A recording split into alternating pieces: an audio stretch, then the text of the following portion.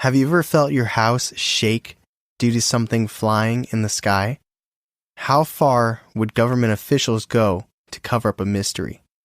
What happened in North Wales on January 23rd, 1974? Today, we test the believability of the Berwyn UFO incident.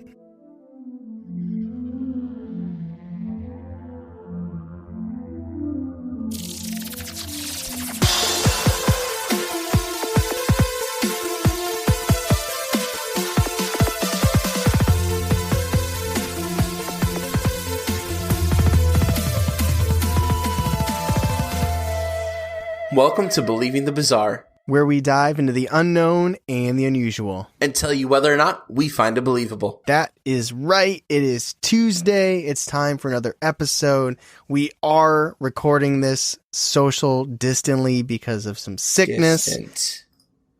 What? Distantly. I was agreeing with you. I was an echo socially.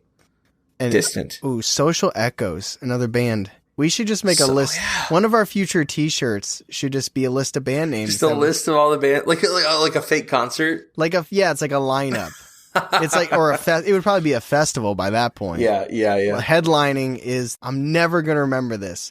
The doppelganger one, whatever the doppelganger one, that would be Replica. The Unknown Replicas. Unknown Replica. That's the headliner. Although I bet if we go to some older episodes, we'd find some really good band names there too.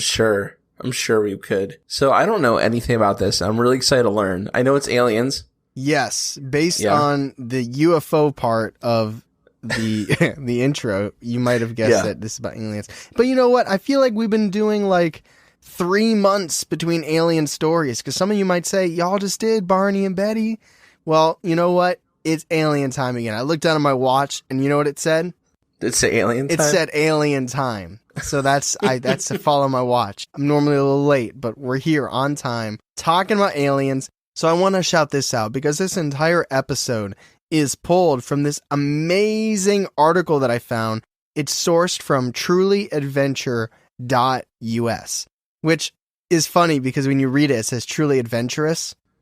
But it's like adventure.us. I assume that's what they meant. That might not be what they meant. They might have just not been able to buy the .com, so they bought the .us. But I'm going to give them the benefit of the doubt that they were trying to be witty and say adventurous. I know. I think that's definitely supposed to be witty. I think you caught on. Okay, good. So this is all based off one article? All based on one article. And it was a good article. Because sometimes you see a UFO story and you scroll, like if you just lightly just tap your mouse and you just do like a little flick, a little fla, and you look at the right and you know how like it has that bar that pops. I'm on Mac. You might always have a bar on Windows. I don't know. But you know what I'm talking about where it'll have like the scroller on the side? Yeah. Normally on UFO, normally on UFO stories, it's like you just lightly tap it and you're already like a fourth of the way down. This story, I did it and it didn't even budge. So then I did a long scroll, like a full forearm, and it went like halfway, and I was like, "Oh, I'm reading this." And this is juicy. It was Am I supposed to be working right now? It was a really good article. I'm just gonna read this thing verbatim. I did no research. I Command A, Command C, Command V. You know what I mean? No, I'm just kidding. I got you. I'm just kidding. The article was intended to be read. What I have here is intended to be heard. Is that the only difference? I just threw it in Quillbot and I just did a rewriter. I see. Changes names. That's how it's all about Sophia. All right. So there's two parts to this story. There is the incident, the UFO incident, this investigation. And then there's like also dives into like the main ufologist tied to this incident, whose name is Margaret Frye. Margaret Frye. Like F-R-Y. Not Thatcher. Nope. Because that was a president? No. Don't. She was somebody in the UK. Oh, this is... Hold on. I know it's UK. Hold on. I gotta look that up. She was the prime minister, I think. Margaret Thatcher. Yeah, prime minister. Yes. In 79 to 1990. A British president, if we're all being honest. We are being honest. Yes, so... I like how you asked me a history question, though. I appreciate that you thought that I might know. But I knew the answer. I was more bouncing it off of you than anything. Okay. Are you ready to get started? All right, so like I said, it heavily involves Margaret Frye, who is one of the most prestigious ufologists in the UK for decades, which means what? Means she wrote a book.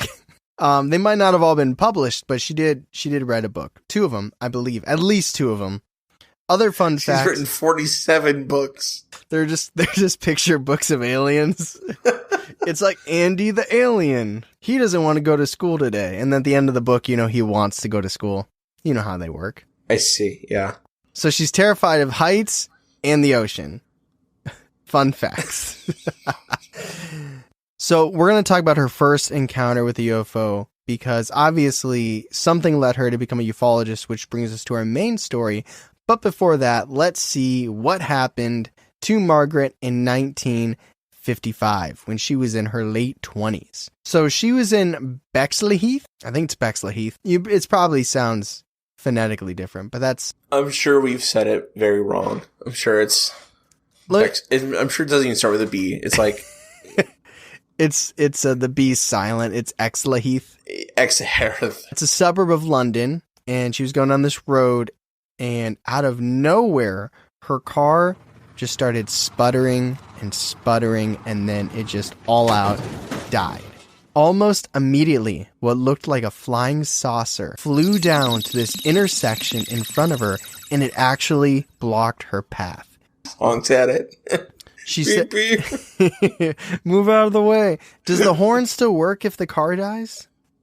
Probably not. Yeah, it does? No, it does. That's not a battery thing. But anyway, she's looking at this flying spaceship, which she said was a very pewter gray, and it was roughly about 35 feet across. It had a dome top, a platform around the base, and what appeared to be ball bearings as wheels.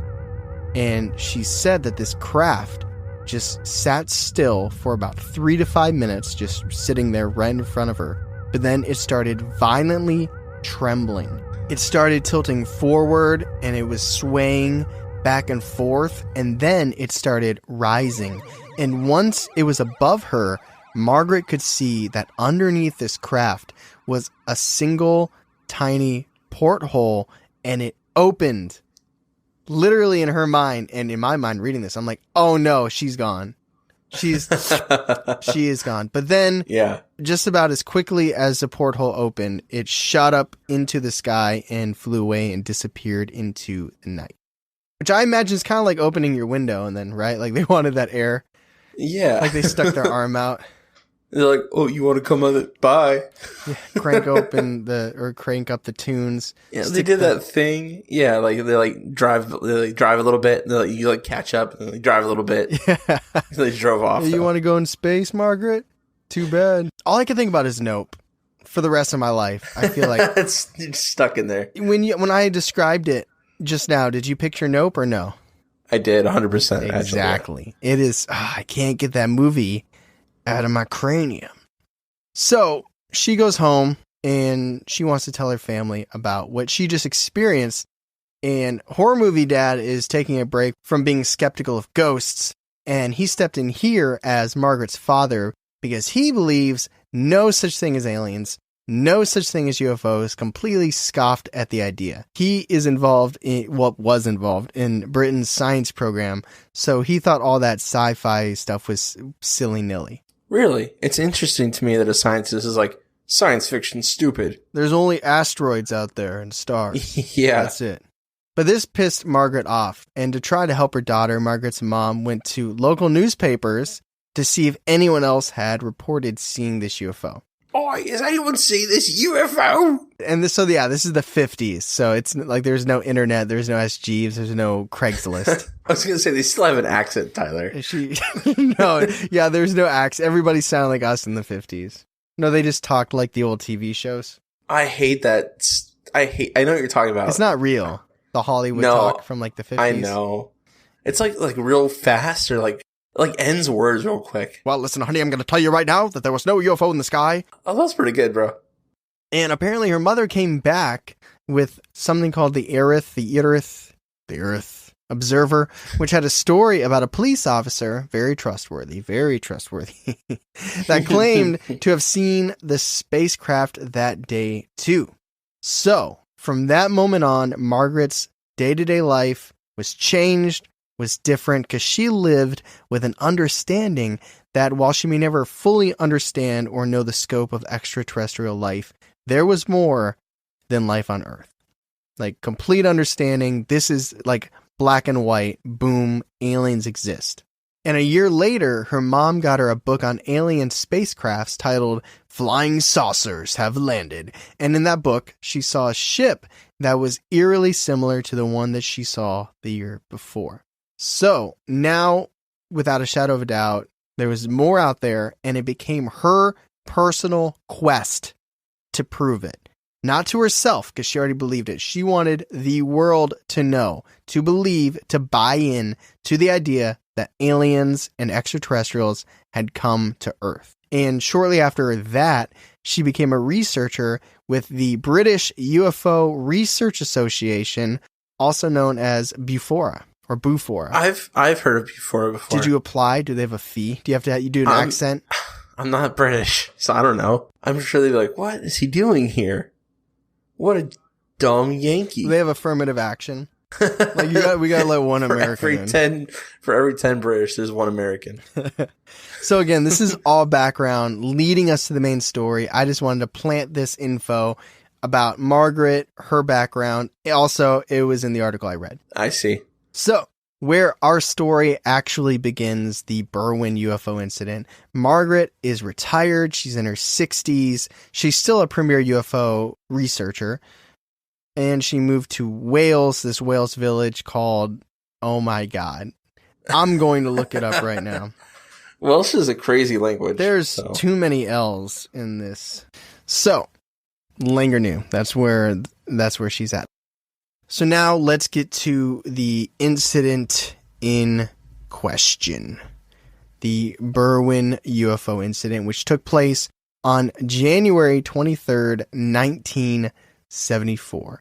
So if the other place is called Langernew, I'm going to say this is called Landrillo. Langrillo? Landrillo with a D. Landrillo. Okay. Landrillo. Okay. So Landrillo. It was a cool January. It was a clear sky, as in there was no moon. It was a new moon. Okay. And Landrillo, there's like a stream that goes through it, and this town, this village, is at the base of the Berwyn Mountains in North Wales. And the way that this is presented is from like this, what they call the postmaster, but it's like the guy who delivers, he works at the post office. The mailman. The mailman. That's not what they call it. They call it the postmaster. The postmaster? I feel like the postmaster has a tower and he climbs to the top and then he just throws the mail and lets where it lands, it lands. I'm the postmaster. I am the god of the post. Or like they hold paper airplane competitions every single year, and whoever wins gets to be the postmaster, and it's your job to turn everybody's mail into a paper airplane. And I would apply. Yeah, I'd want to play. Imagine just up there and you just got to fling it, and it just lands in someone's mailbox. I can make some pretty good paper airplanes, so maybe you could be the postmaster. I could be. You could be BTB's postmaster. I'll put it on the website. No, please don't do that. You can be the one that mails out all the stuff. So the village postmaster was watching television with his wife when all of a sudden they both felt the house violently shaking, literally like it was about to give way.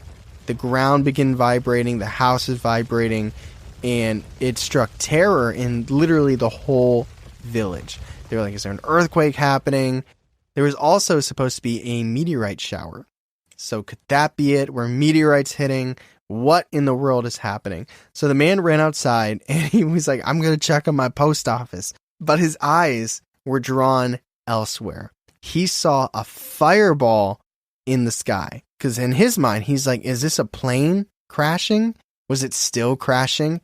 Neighbors from all around stood and they were gazing towards the sky. The police were already there with Land Rovers, like charging this thing. A hunting party that were up in the mountains where the fireball had flown by. They were climbing up there to see if they could make out what this thing was up in the Berwyn Mountains. Officers were looking for clues on the ground, any type of evidence that this thing landed, whatever they saw in the sky, whatever it was that caused the earth to literally shake. And as the search party was looking, one man cried out, "That's it!" And something flashed in the sky very quickly, but it seemed to dissipate almost as quickly as it came. Eventually, the folks decided that they weren't going to find anything, and they just left baffled. That's crazy that this spaceship, well, whatever it was, shook everything around it. Yeah, I know, because that's like, even when you think about something like the Phoenix Lights, it was silent, right? Yeah, that was a big thing about the Phoenix Lights, is that they were silent. Like, not even just silent, but it left like no, like, they were quiet, but it didn't affect anything else in any way. Yeah, people weren't even sure it happened. Which is, it's interesting because in our first UFO encounter, Margaret's first encounter, it affected her car, the electrical components. Yeah. Caused it to die. So that UFO affected its environment. And this one is literally causing the earth to shake. So, very interesting because not in too many of our stories that we've done have we seen this type of reaction to the UFO being in the vicinity. Yeah. It's normally just kind of like there. Like in like the when we just talked about Barney Benny, the UFO just kind of like trailed after them in the sky. It's creeping. Yeah. But maybe this one wanted its presence to be found. But it didn't do a good job of that because no one in Landrillo was able to find anything, and that led them to just basically intensifying their search efforts. The Royal Air Force personnel, they had scientists, journalists, obviously UFO enthusiasts. They were combing the area, interviewing locals, but nobody was able to come up with anything. So the whole event was eventually recorded as just kind of like a coincidence of natural phenomenon. It was like, okay, so yeah, meteorites in the sky, and also like this earthquake measuring between 3 and 4 on the Richter scale, which if you're in California, that's like just, like Thursday afternoon. But in the UK, definitely strange. But the town liked the media attention they were getting. It was kind of fun. For like about 48 hours, Landrillo was like the talk of the universe. Everybody was gossiping about it. But because no evidence was found, and it was just hearsay, it kind of just died off for about 20 years. Enter Margaret in July of 1991. It's July 1991, and a friend of Margaret's had passed on this information about a UFO her way. And obviously, as you could guess, it involved the Berwyn UFO. Apparently, there was a nurse whose name was Pat Evans, and she claimed that she saw something strange up on the Berwyn Mountains back in 1974 on this strange night that there was an earthquake and a meteor shower. And Margaret was familiar with reports of UFOs and earthquakes coinciding. She actually had a theory. I don't know if it's her theory that she came up with or it is a theory. You might actually know this. She says UFO knots. That's what she calls them, UFO knots. She says pilots of UFO spacecrafts, like either they know an earthquake is about to happen or they come down because of them. I don't know if it's to study earthquakes on Earth or if there's already going to be a distraction. So what better time to come down to Earth? I'm not sure. I don't think it would be to study them because I feel like that's on any active planet. I think that's going to be a thing. You just need a 7th grade history or science book, and they're like tectonic plates. Exactly. It's like, well, this is boring. I think it's probably the distraction. That makes sense to me. I've never heard any other instance of that. I haven't either. I've never heard of that before. Either way, this tip sparked Margaret's interest, and considering she was retired, she didn't really have much else going on. So she decided to take 2 of her ufologist colleagues with her to chat with this nurse, Pat Evans, in Landerfell. I'm going to say Landerfell. So they go there, Pat opens the door, she graciously invites the UFO investigators inside. Pat is now in her 50s, so she was in her 30s back when the Berwyn UFO incident happened, but she claims her memory is sharp as ever, and she has no problem detailing the exact events to Margaret and her colleagues. And this is how she states it. At 8:38 on January 23rd, 1974, Pat was in the kitchen where the Rayburn range stove was gurgling on full blast. Quote, "One of these days, it's going to explode," unquote, Pat's husband often said. So when they heard a loud concussion. It's a weird phrasing.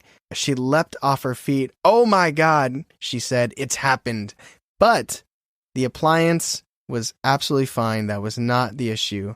Thank God. We were all in suspense. Thank goodness the stove is okay. You'll be able to make the hamburger helper for days. But her daughters came running downstairs screaming, "What was that?" And Pat couldn't say, but she thought that the explosion was coming from the Berwyn Mountains, which would actually be really creepy.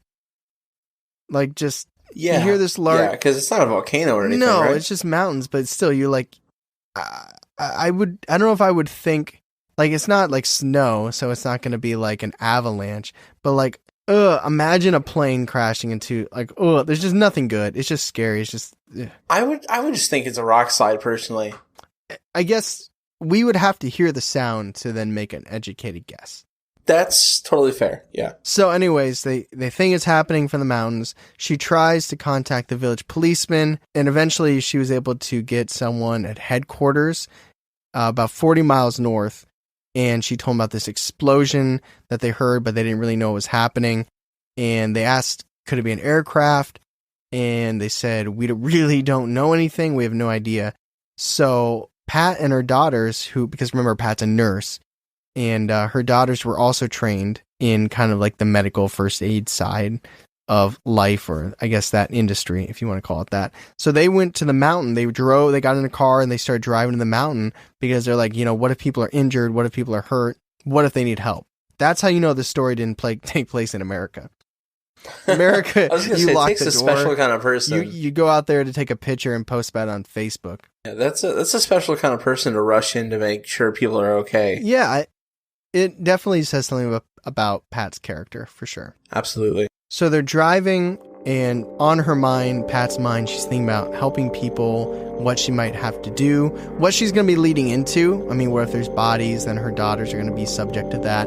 But all of that escapes her mind when she gets her first clear look over at the mountaintops.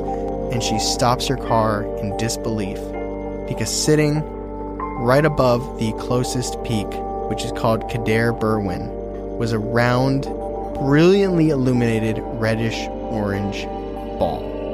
They all just sat there, watching this light, awestruck. At one point, Pat opened the car's window, and that's when she noticed, similar to the Phoenix Lights, no sound. This thing floating above this mountain made no sound at all. The object had no perceivable windows or doors.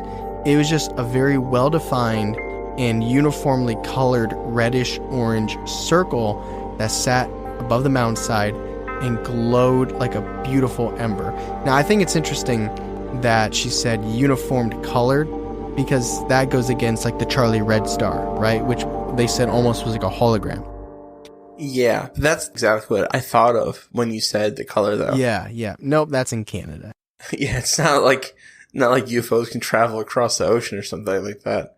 There's no way they could travel across the sea. No, not possible. Stuck in Canada. But then Pat noticed smaller white lights around it, and then these large circles started changing colors from like red to white to yellow and then back to red. And they watched it for what felt like 10 or 15 minutes before Pat decided, yeah, maybe we should just get home. Because clearly it wasn't a plane crash. There were already other people at the scene, so there was no need for them to be there. And she started thinking about her daughters and everything like that. So they just went home mystified, obviously unable to get this crazy light out of their minds. So that is Pat's story. As you can imagine, this was pretty significant for Margaret because she's already bought into this stuff, right? So you just say light in the sky and Margaret's like, ooh. Like you can see the gears turning in her head. Yeah. So Margaret was like, let's go. With her colleagues, she was like incredibly eager to go and investigate. So she asked Pat to take them up on the mountain. So it was a cloudy day, and she said dusk was approaching. So honestly, me personally, I have no idea what they were looking for, because even if it did land, maybe it would have to like singe, burn, destroy like trees or something. Because after 20 years, you're not going to find like an indent in the grass, like the Flatwoods Monster incident, where they had I'm just going to allude to every UFO story we've done. I think I still have to do Travis Walton somehow. Yeah, somehow. I'm sure we'll get there. But what would you look for in this instance? It's 20 years later. Like, okay, pretend you're Margaret. You just heard this story. It's pretty believable. Yeah. You get taken there by the person who told you the story, but it was 20 years ago. Yes. Assuming I had the equipment, you know what I would look for? I would look for radioactivity. That was actually... Let me read you what I wrote. I've had this thought about hunting aliens, Tom DeLong asked, but what track marks? I don't have a tool to detect radiation. Yes. Literally, I was thinking the same thing. Yeah, that makes the most sense. And we know that they are synonymous with radiation, i.e. Travis Walton. Ah, thank you. Other cases as well, but that's definitely one of the more... Betty and Barney. Yeah, exactly.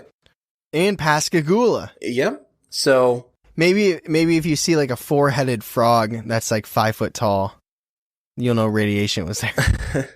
The Loveland Frogman. I have such a special place in my heart for the Loveland Frogman. I know you do. So they're at the top of the hill. Pat points out the spot on the mountain where the UFO had been. Margaret, ignoring how high she was, remember she's terrified of heights. Yeah. She began jotting down notes about the journey, how they got there, how long it took, trying to sketch a map of the area. Honestly, despite retirement, just being super excited, the thrill of being back on a case. She didn't find anything in that moment, but she was excited and she wanted to keep digging, and she also wanted to report what she found to her older superiors. So back home in Langernew, Langer old, Langer new. Margaret called her old boss, Jenny Randalls, the director of investigations at Bufora, and she told her about Pat's story. To Margaret's surprise, this was not the first time that Jenny had heard about this potential UFO incident. Months after it happened, Jenny received a typed letter from the Aerial Phenomena Inquiry Network, which she described as like a shadowy group that it had no return address. They wanted to be unknown and mysterious. It kind of reminds me of Q. Remember Q from Twitter? Maybe you don't, actually. Like QAnon? What do you mean? It's not. It might have been the leader of QAnon, but there was this guy that was claiming to be... This is a conspiracy for another day. I don't want to... Just go ahead and put that in our pocket. It's not even a conspiracy. Yeah, I just don't actually want to give it any time of day. That's fair. Regardless, just like I don't want to give that any time of day, Jenny didn't really want to give this any time of day because it felt just off. This letter said that tall humanoid aliens traveling in a flying saucer had landed in North Wales on January 23rd, and APEN, as the acronym goes, was preparing to share their case report. It also included a cassette tape with this letter that she got, which played a weird medley of music, like Nazi marching tunes. Oh. Little clips of broadcasts about UFOs and people speaking Welsh that sounded drunk, and one American voice in the background that claimed to be the supreme commander of APEN, which again, APEN stands for the Aerial Phenomenon Inquiry Network. Bro, that's so creepy. That's so Men in Black to me. Yeah. So this is a quote from the article. Whoever was behind it styled themselves as a group of top secret neo-Nazi alien human emissaries, and it was simply too bizarre for the UFO community to swallow. When APEN started making personal threats against Jenny and other ufologists, she wrote them off as callous crackpots and dismissed the reports as nonsense. However, Pat's story, the nurse's story, kind of gives credibility, or at least a little bit, to APEN's claims that some type of alien life had landed in the area on that January night. So Jenny did what any respectable ufologist would do, is write about it. It's not real until you write about it. You gotta. Now, she didn't write a book. She wrote an article. It's like a junior ufologist. Yeah, it's on the way there. On the way up. I mean, she's the director of the whole thing. So she's definitely, she's in a couple works cited already for sure. But she got Margaret's blessing, and Jenny was like, all right, thanks for telling me this story. I'm going to write about it. I would actually, how would you, it doesn't matter. It feels a little weird that Margaret's the one that got the story and then Jenny's the one that wrote about it. But at the same time, I guess someone passed it to Margaret anyway.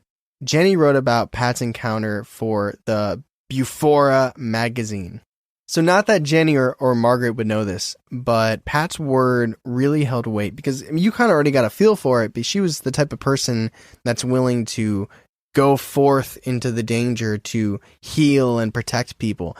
But she was also a really formidable community member as both a genuine person and as a nurse.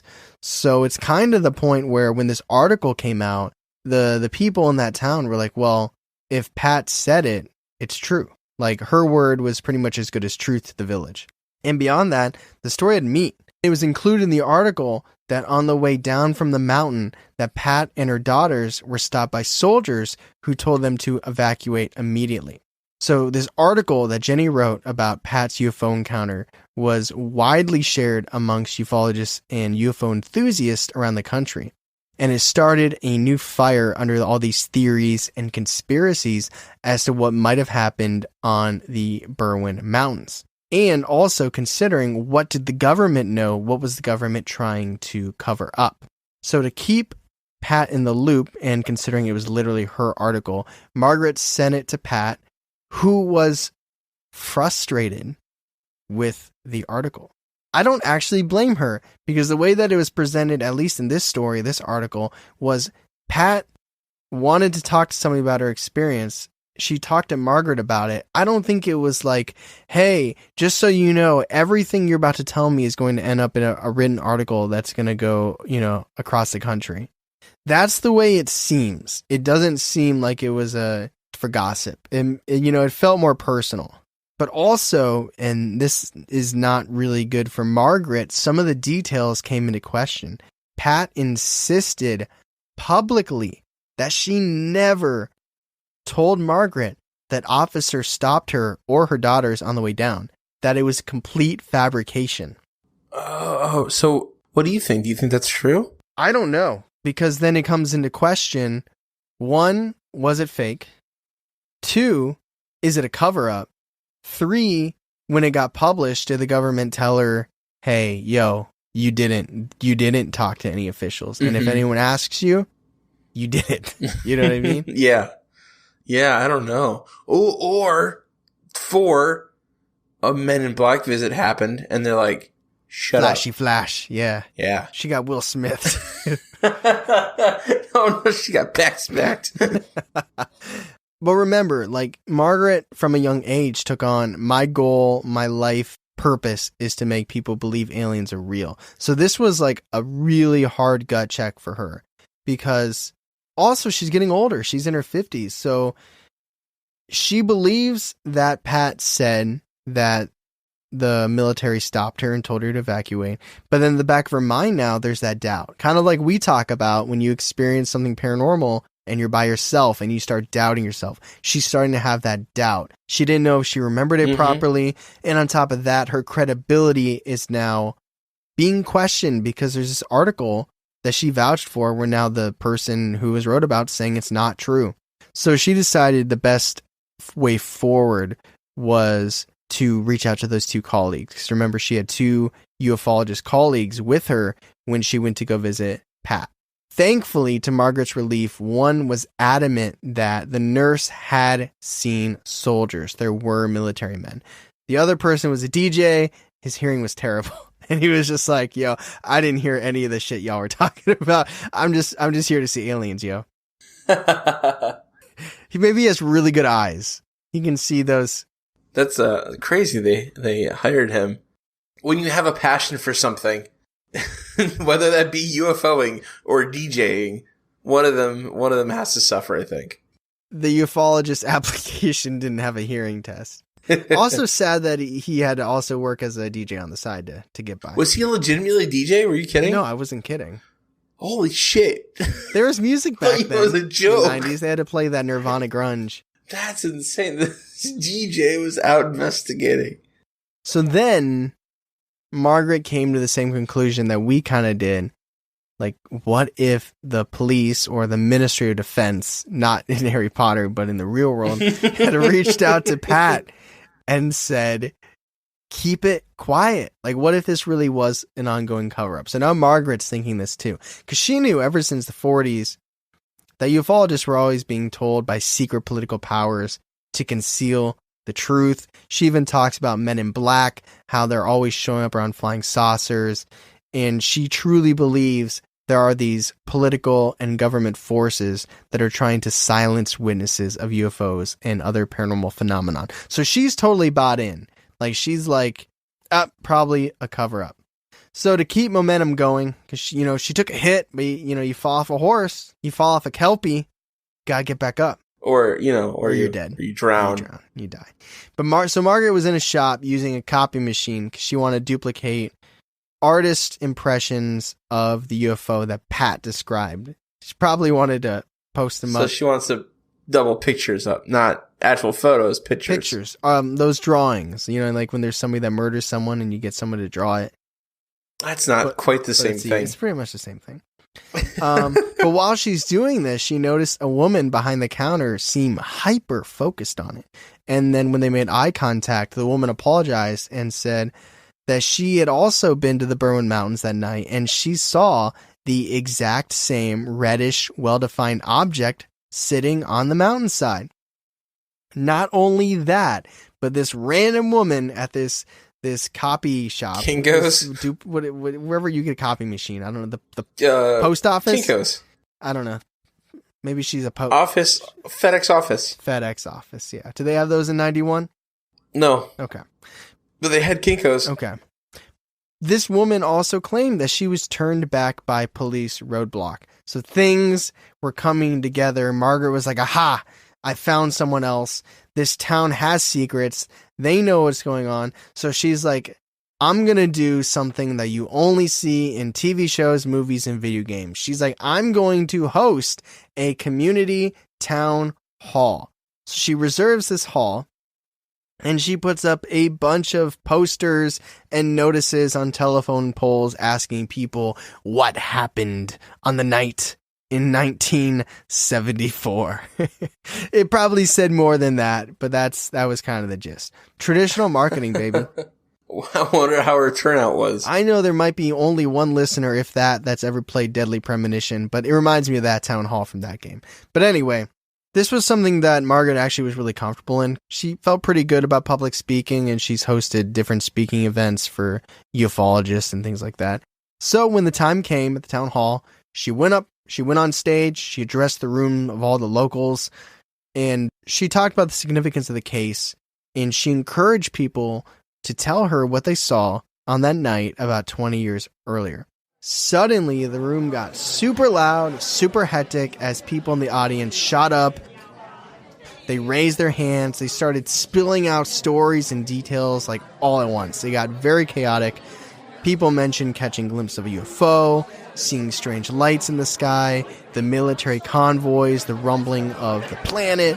One man, an amateur astrologist, had a written detailed description of this reddish orange orb in his diary.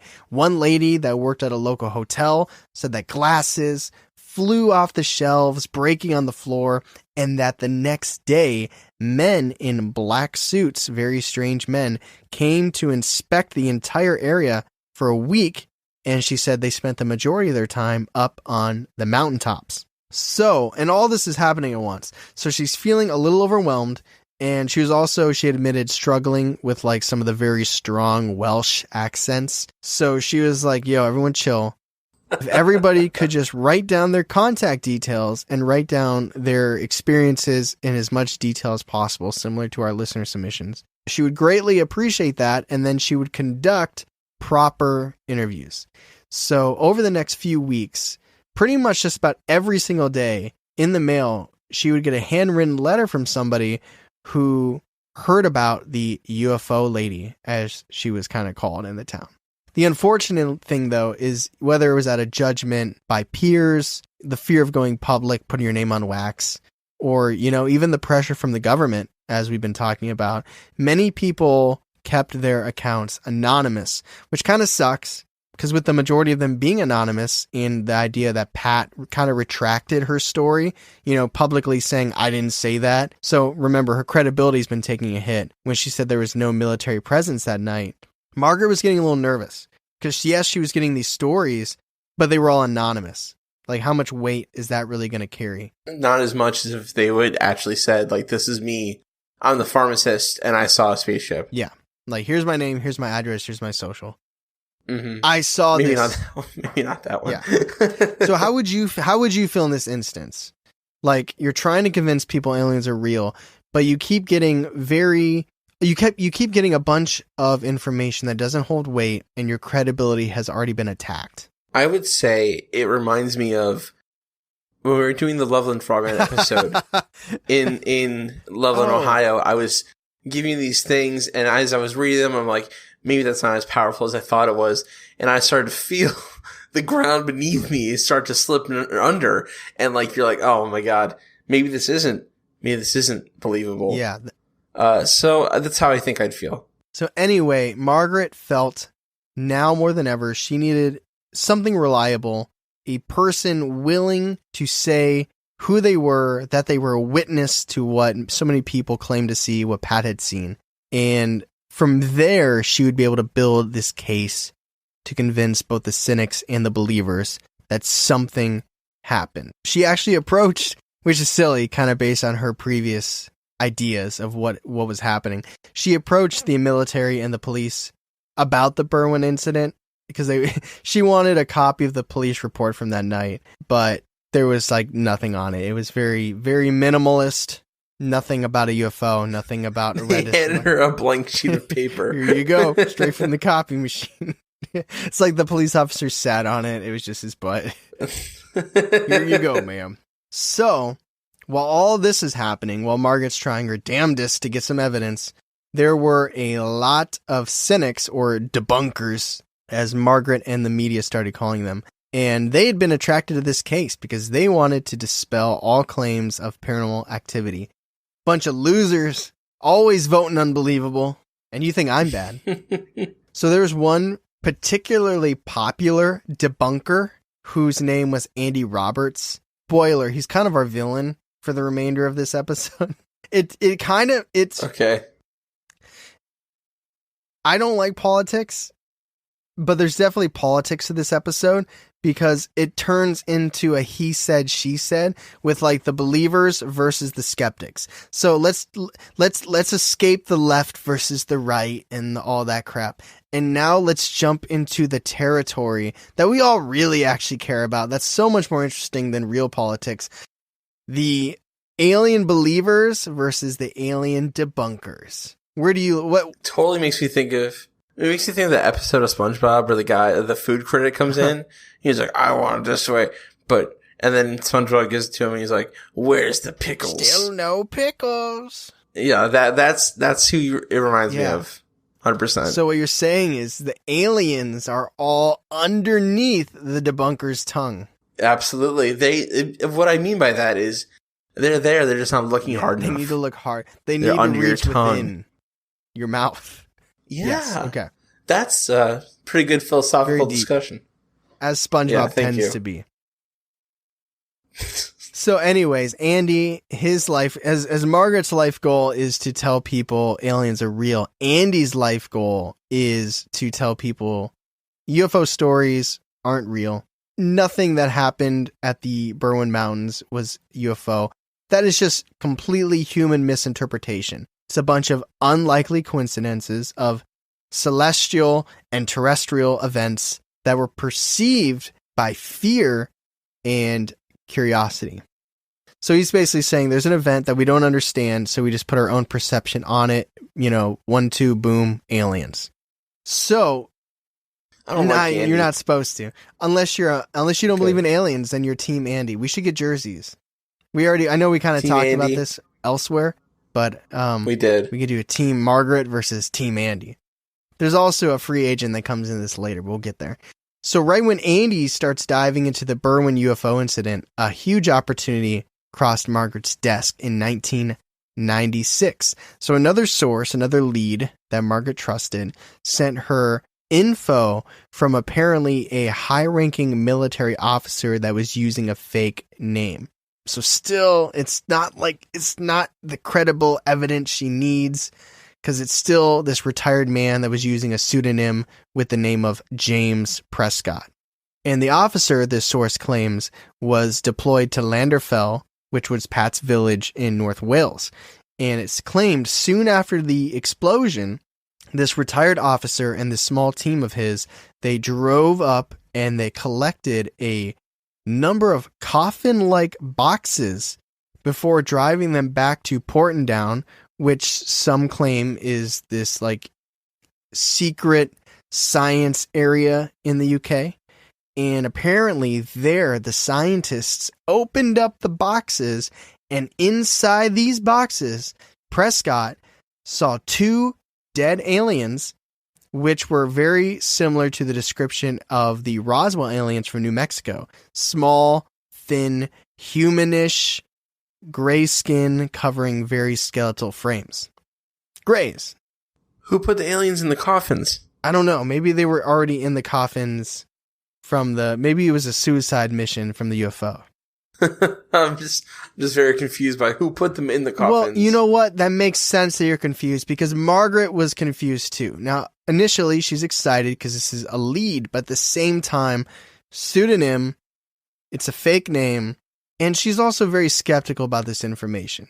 Like, the details are cool, and obviously they would benefit her case a ton, but the officer not providing his name was not the type of witness or information she was looking for.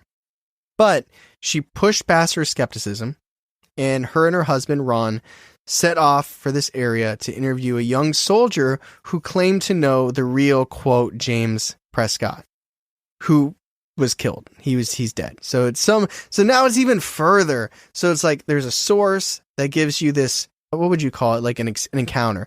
So it's an encounter from somebody with a fake name, and now she's going to interview somebody who claims to know the person who had the fake name. Are you following? Okay.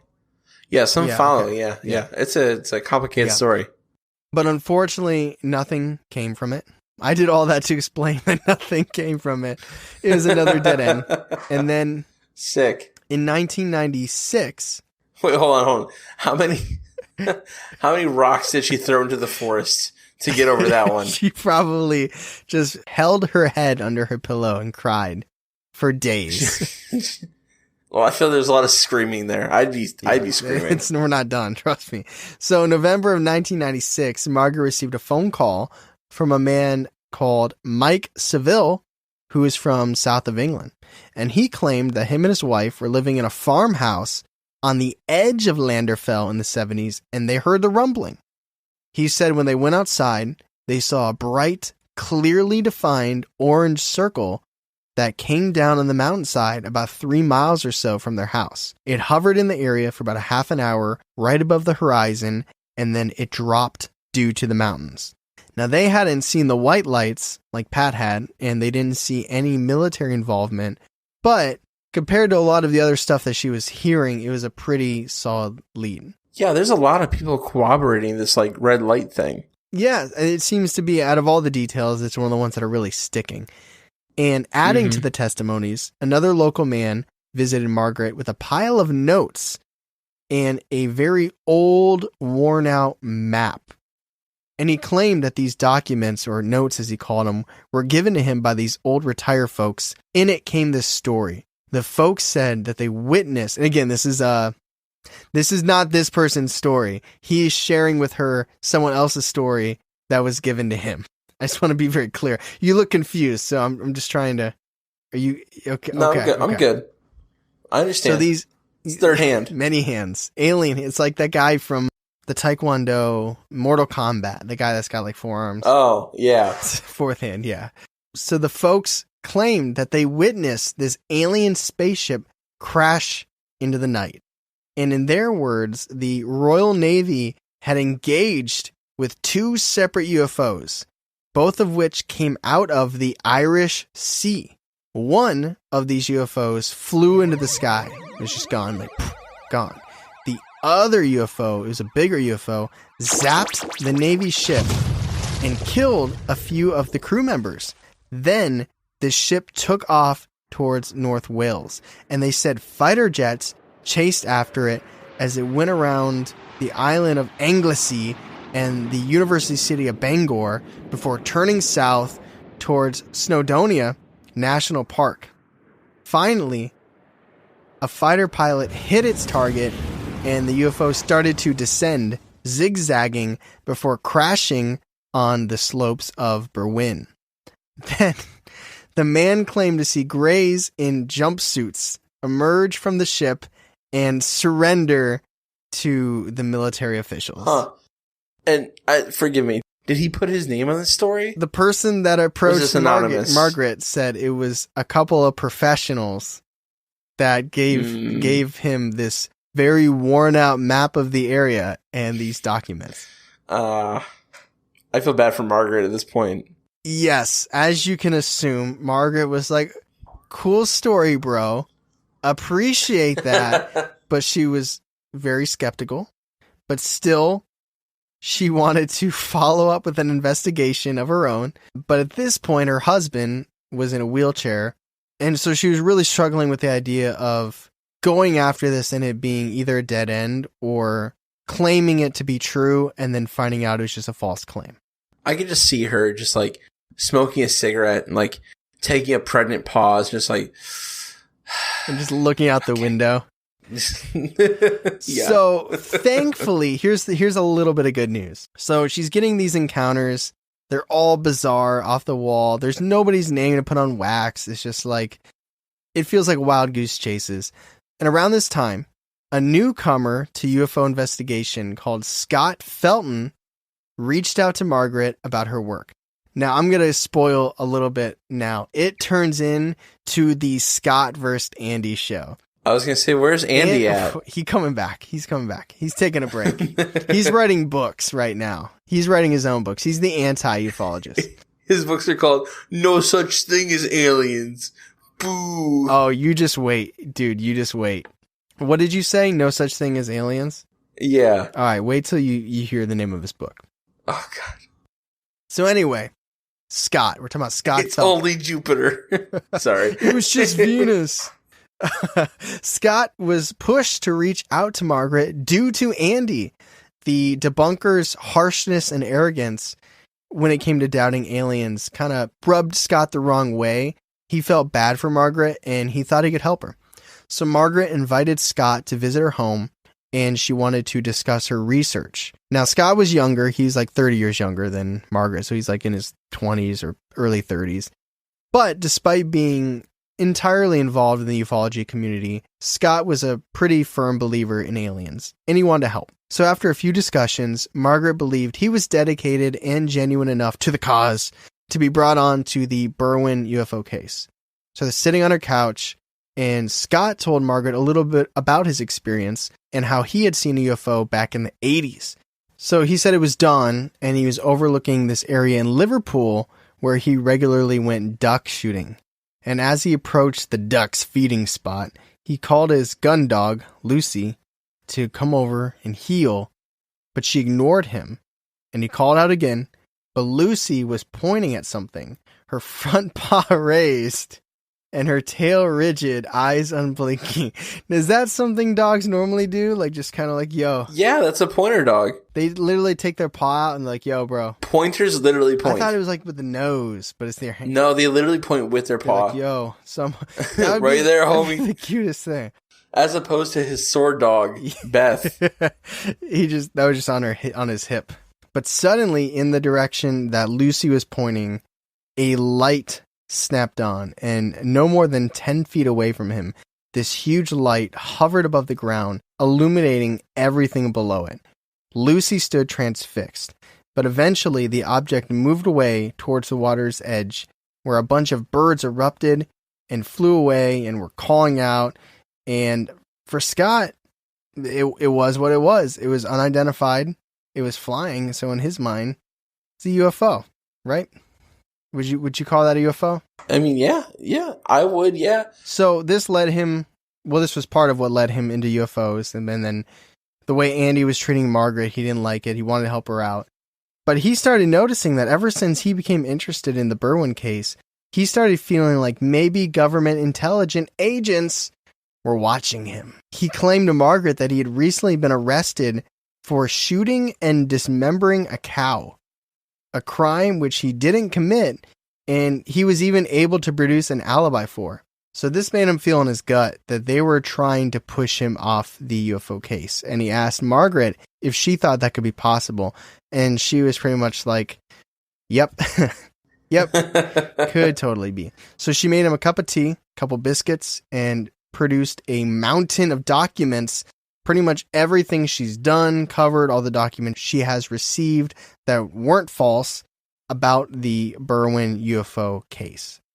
So Scott was new to ufology, and he pretty much let Margaret take the lead on things, but at the same time, he was convinced that they didn't need more information, but they really needed to narrow down. They needed to sift through what they had, discard out all the crap that was questionable, all the stuff that didn't make sense, including all the anonymous testimonies, and just focus on the facts, focus on the details and the info that the public would be able to digest, what they would be able to accept and get behind.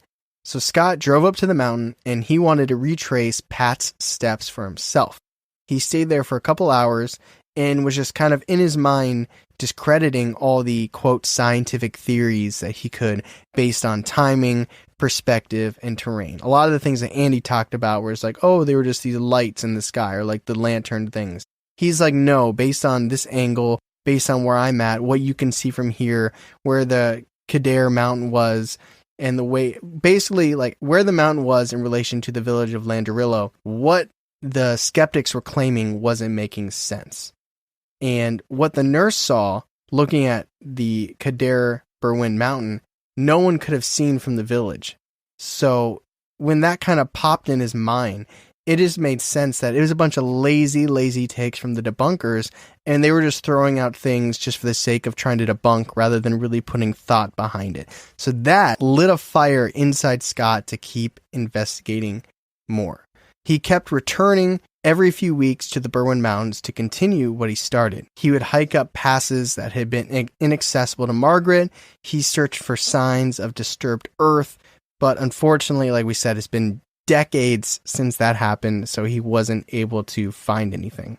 So he went to where Pat thought that the UFO was, and he wore a headlamp, and he had a friend go with a video camera where literally Pat was at. So he was trying to recreate what she saw with his headlamp, and based on the video that he saw and the weather conditions, he's like, there's no chance that you could replicate with just a simple normal light what somebody thought was the red light, the pulsating light, the UFO essentially. And right at this time, when Scott's really diving into this story, is when rival Andy Roberts published his book, The UFOs That Never Were. Wow. Yeah. Wow, Andy throwing shade. Yeah, so Scott was pissed. In his book, Robert wrote that on all the evidence available, quote, it's certain that the nurse saw poachers with their lamping lights at the point where they met and talked to the police. What a little chode. But remember, Scott literally just tested that theory, and he's like, no, it wasn't the hunting party, it wasn't poachers, it wasn't this light. He'd been there, he had tested it, it wasn't true. But still, Robert's book was a heavy blow for Margaret and Scott's case. They're just literally taking punch. It is hard being a ufologist in these streets. So Scott wrote multiple times to the British Geological Survey. He wanted information on the incident, but they told him they had nothing. He wrote to both the police and the Royal Air Force, and the police told him that they had destroyed their records from that night. No idea why, what a coincidence. But they told him, we don't have the records or the documents, but just trust us, there were no records of UFOs that night.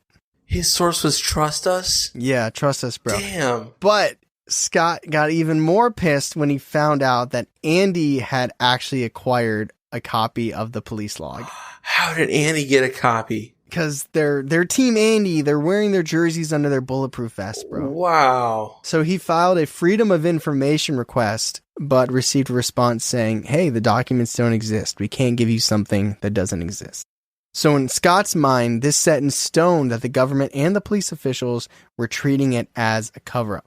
So in what should have been good news, a television producer reached out to Scott and said that they were filming a series about paranormal activity called Britain's Closest Encounters, and that they wanted one episode to be focused on the Berwyn incident, and she wanted to interview him. So instinct told Scott not to get involved, but it was an opportunity for him to tell the truth to the masses and to set the record straight.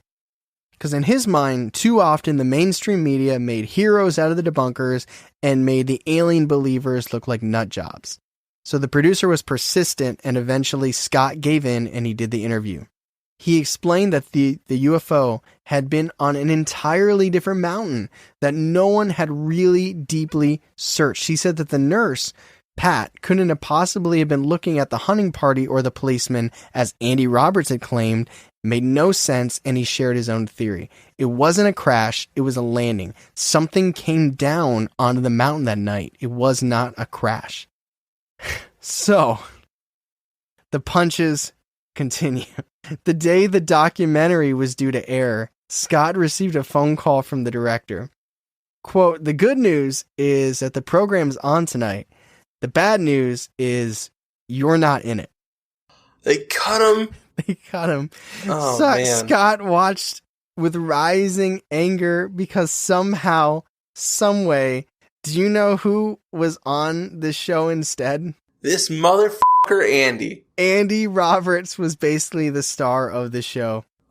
He explained that a meteor shower and an earthquake had morphed over the years into this alien craft crash landing story on the mountains. He said, fantastic stories, wonderful mythology, but there's no evidence. Wow. So this was kind of like that painful defeat. Yeah. Let's just keep piling it on, okay? Let's just keep piling it on. So another producer reached out to Margaret and was interested in her work, and she shared what she knew.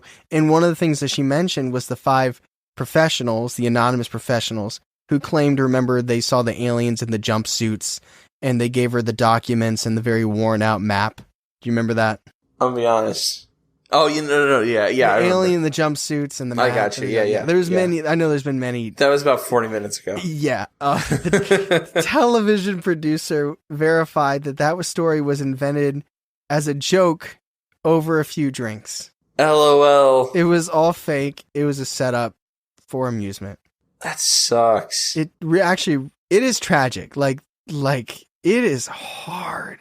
It was difficult for Margaret to face the fact that she literally spent years as the butt to a very mean-spirited joke. At this point, she's in her late 80s. She's exhausted. And whatever the step... I'm exhausted for her. Whatever the step beyond retired was, she was that. Yeah. She still visited the Berwyn Mountains from time to time, and if she saw new people or new witnesses in her minds, or, she would talk to them or try and test theories out. Unfortunately, Scott didn't have that same peaceful acceptance. He continued fighting for what he thought was the truth, while Andy Roberts was always either on his heels or worse, one step ahead. But while Scott was taking one last look through Margaret's notes, he spotted a record of a phone call with somebody that we talked about earlier from 1996, Mike Seville. And that was right after Margaret had interviewed Pat. So Margaret remembered it, and they reached out to Seville again. This is years later. We're now in 2014. Like, this is 8 years ago now. We've caught up. Wow. They've taken this beating, but they're on like round 12 now. Ding, ding. So Margaret and Scott actually went out. They met Mike Seville at the farm where he'd lived all the way back in 1974 on the night of the Berwyn incident. And he told the story in person. He said him and his wife were reading when the house started to tremble and shake. He stepped out the front door where he spotted a bright circular light in front of him. It was orange and it had a very defined edge. They had a baby upstairs asleep and they were terrified. They see this light, everything's rumbling. So they went upstairs, they grabbed the baby in this carrier and they rushed to the neighbor's farm, which had a telephone line so they could call and report what was happening to the village. Then they walked back up to Mike's house, and at 9:10, they stood just staring at this ball of light as it just hung on the horizon. They said the thing was so huge, they literally thought the world was coming to an end. Then about 10 minutes later, this flying object sunk down below the horizon and disappeared.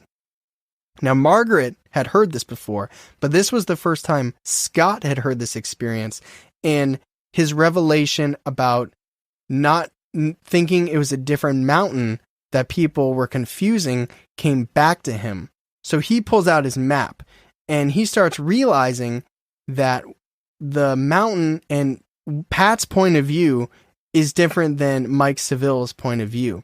And so he checked the elevation of the hills, and sure enough, there was a smaller hill that nobody really ever checked. And the mountain behind it would have been visible to Pat, but it wasn't visible to Mike. So he could say with pretty decent certainty that that's where the object went down. Not the mountain that they were checking before, but a smaller mountain, and that's why Pat saw it. And in his mind, the timelines match perfectly. So very, very, very, very long story short, they still went there. They went to the smaller mountain. They looked and they didn't see anything. But they're kind of, it's a terrible conclusion, but they're kind of like, all right, we've done years of research and we've been very dedicated to this. And this is a very nice final revelation of, we've been searching the wrong spot. Now that we have two different stories that match up with perspective and timelines, yeah. We think we know where it landed. And I think it's just this acceptance that we're not going to be able to convince the world it was true and what happened. But through this breakaway revelation, they feel like there's somewhat closure and that it's less of a mystery now to them. You look so tired. I'm sorry, man. It's an hour and 20 minutes. Yep. And with that said, let's go to the discussion.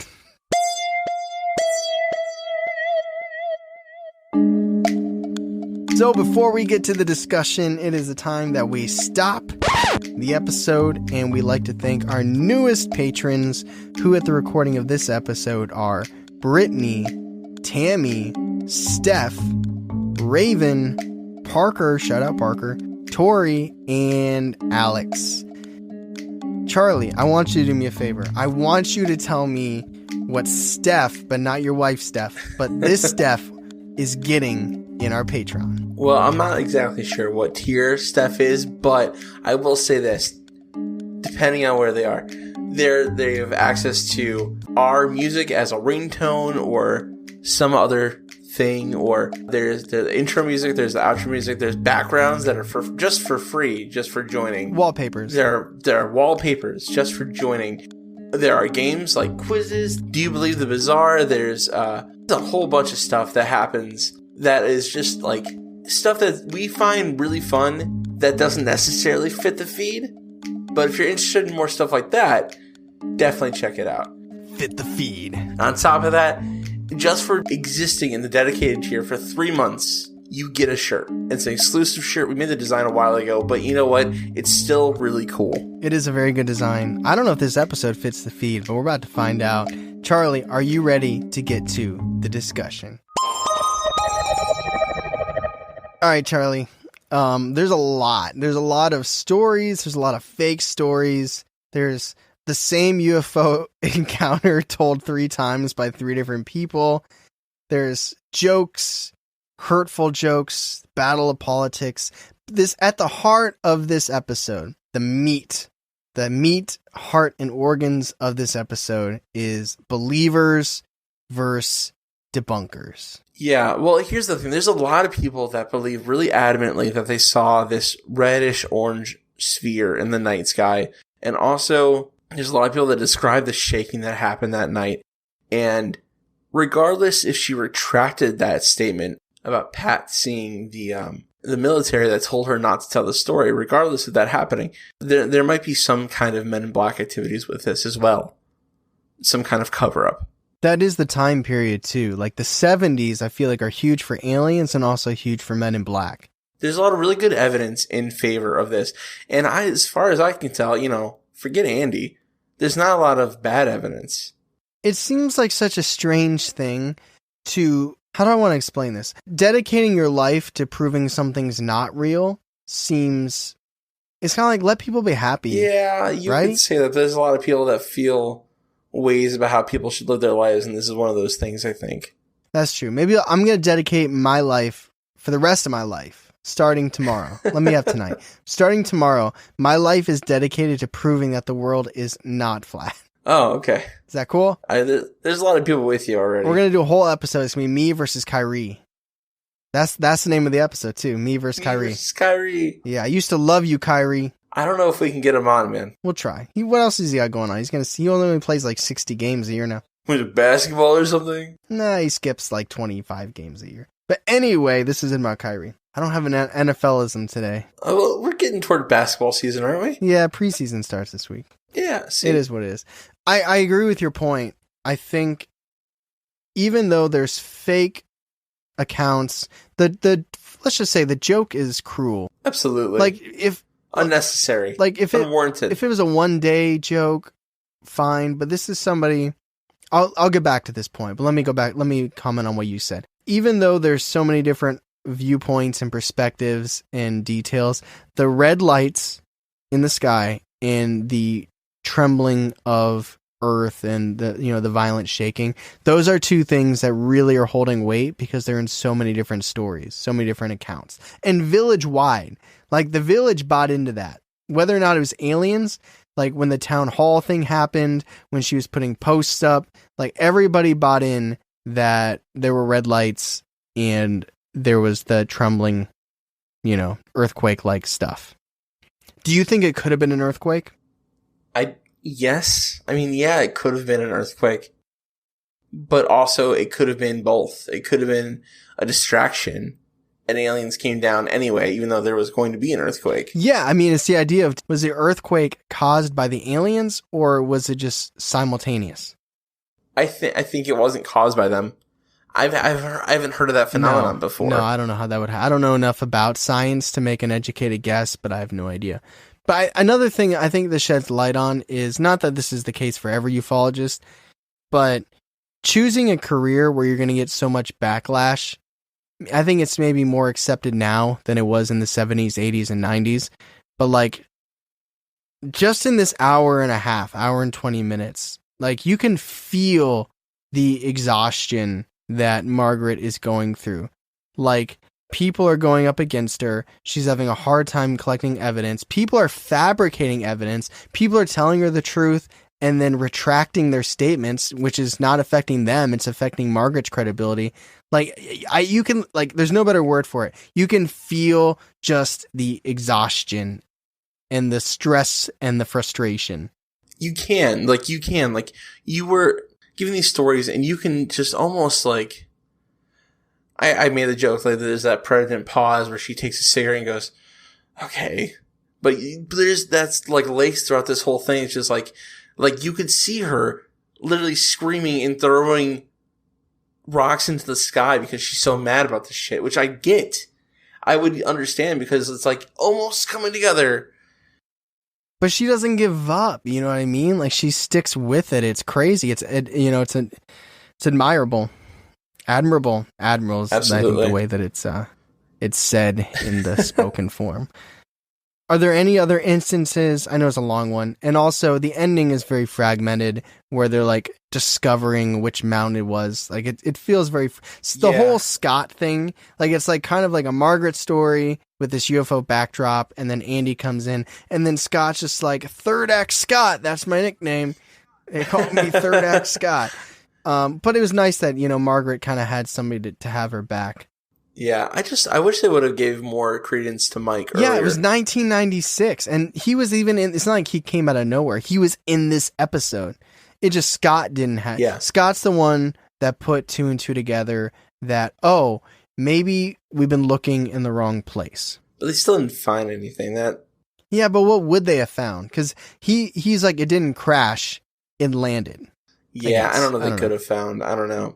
The best parts are fabricated, which sucks. The aliens being dead and discovered, and then the aliens in jumpsuits surrendering, all fake. I like how they did match them to the Roswell aliens, though. Yeah. Well, they had to try and they had to make it somewhat believable. They couldn't invent their own alien.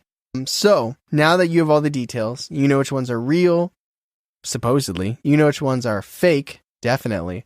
How do you feel about the Berwyn UFO? Where do you rate it on our scale of believability that goes from believable to viable to skeptical to unbelievable. Charlie, how do you rate it?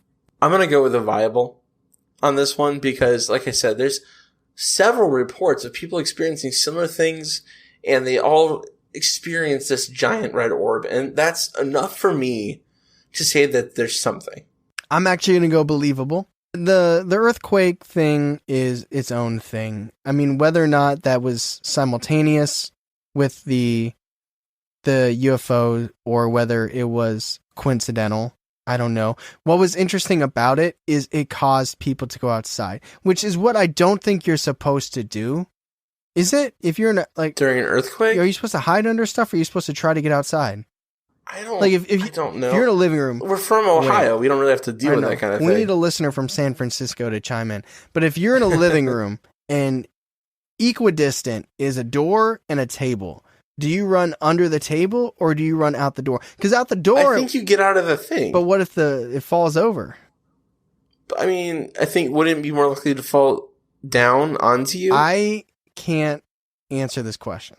I know to stop, drop, and roll. I don't know what to do when there's an earthquake at my house. I know when there's a tornado, you go downstairs. Some people say when there's a tornado and you're outside, to go in a ditch. Now, I get that because it's the lowest obvious point, but I feel like you're still, like... in a ditch. Yeah. You know how terrifying it would be to be in a ditch when there's a tornado? Oh, like I actually just got chills. That's terrifying. But anyway... the earthquake and the violent shaking caused people to go outside. That is a key factor. It caused many people in the town to go outside who otherwise would have been inside and not seen this light. But because of the earthquake, so many people went outside, which led to all of them experiencing the same thing. I find that believable. Don't think it's a meteorite. Don't know what else it would have been. So I give it a believable. Shout out Margaret. Shout out Scott. You get a believable on this podcast, well, at least from one host who believes in aliens. Wow. I'm just kidding. You like aliens, right? I do. I love them.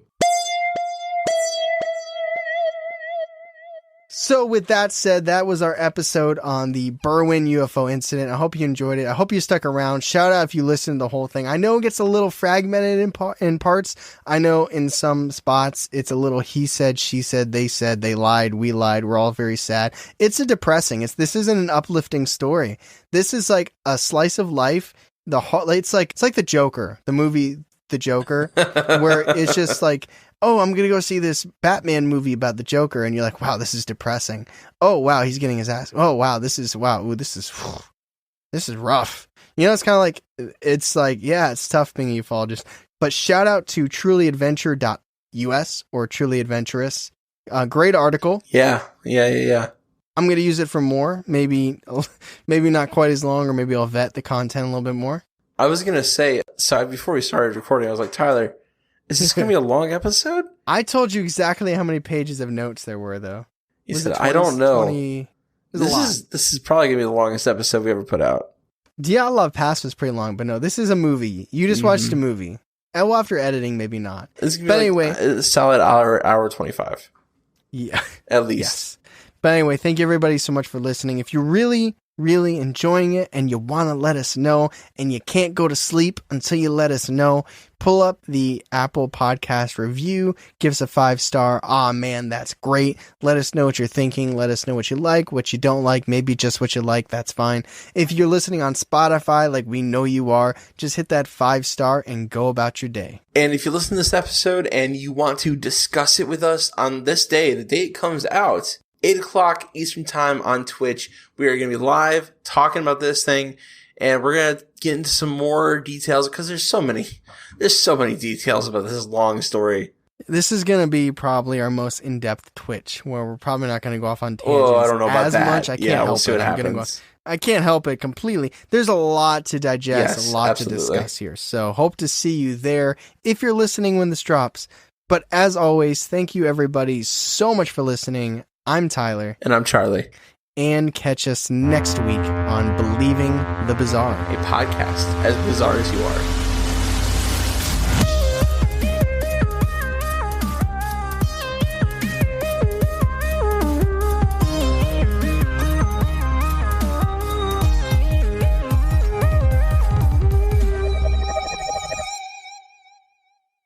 Other fun facts about Margaret is that she's absolutely terrified of heights, the ocean, and she never learned how to drive. It's not funny. Some people don't know how to drive. Yeah. So let's talk about her first encounter, which is separate from this incident. Because something made her obviously believe in aliens and made her want to be a ufologist, which would lead us to our case. But first, let's look at her first experience, which took place in 1955 when she was in her late 20s. So she was in a suburb of London, and she was driving around this road, and out of nowhere, her... Wait, hold up. She was driving? You know what? That's very interesting. She was? Dude, how is that? How the was that detail? You know what? Cut the part where I, go back to where I said she never learned how to drive and just cut that, because it literally comes into play later where her husband is in a wheelchair and he has to drive her places. Oh. But I don't know how this happened here. What a big fucking fail.